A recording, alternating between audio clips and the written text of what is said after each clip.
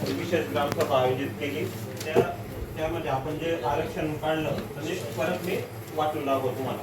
तर वार्ड 1 मध्ये अनुसूचित जमाती म्हणजे एसटी कॅटेगरी सर्वसाधारण 1 जागा, 2 नंबर अनुसूचित जाती एससी महिलांसाठी राखीव, 3 नंबरची जागा सर्वसाधारण महिलांसाठी राखीव, असा एकूण 3 जागा वार्ड 1 मध्ये। वार्ड 2 मध्ये अनुसूचित जमाती एसटी जागा सर्वसाधारण, त्यानंतर अनुसूचित जमाती एसटी जागा महिलांसाठी राखीव आणि त्यानंतर तिसरी जागा सर्वसाधारण जनरल।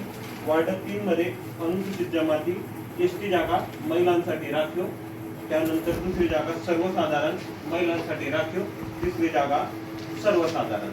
अशा प्रकारे आपलं जे आरक्षण पद्धती आपण निश्चित केलेली आहे आणि सर्व ग्रामपंचायतच्या सहाय्याने ग्रामस्थांच्या सहकार्याने आपण ही ग्रामसभा आयोजित केलेली होती आणि त्यानुसार आपण आता पुढील कारवाईसाठी हे आपलं आरक्षण वर पाठवणार आहे आणि 19 तारखेला आपण गावामध्ये प्रसिद्धी करणार आहे ही यादी।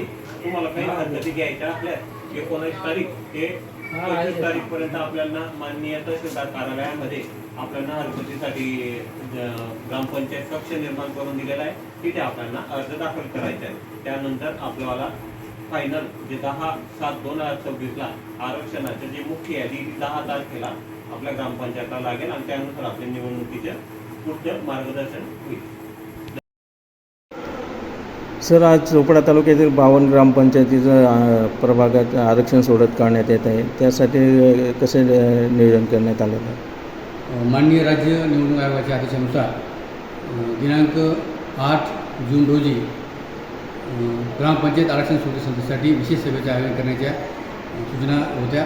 त्या अनुषंगाने आज दिनांक 12 जून रोजी तालुक्यातील 52 ग्रामपंचायतीचे 179 प्रभाग व 482 सदस्यपदाच्या जागांसाठी आरक्षण सोडत काढण्यात येत आहे। या सोडतीसाठी पर्यवेक्षक अधिकारी म्हणून 28 अधिकाऱ्यांची नियुक्ती केली आहे व ग्रामस्तरावर देखील 52 अधिकारी त्यांना सहाय्यक म्हणून काम बघत आहे। या सोडतीनंतर नमुना ब प्रसिद्ध करण्यात येईल व दिनांक 19 ते 25 जून या कालावधीमध्ये आक्षेप माननीय उपविभागाधिकारी यांच्याकडे सुनावण्याआधी निश्चित केले जातील।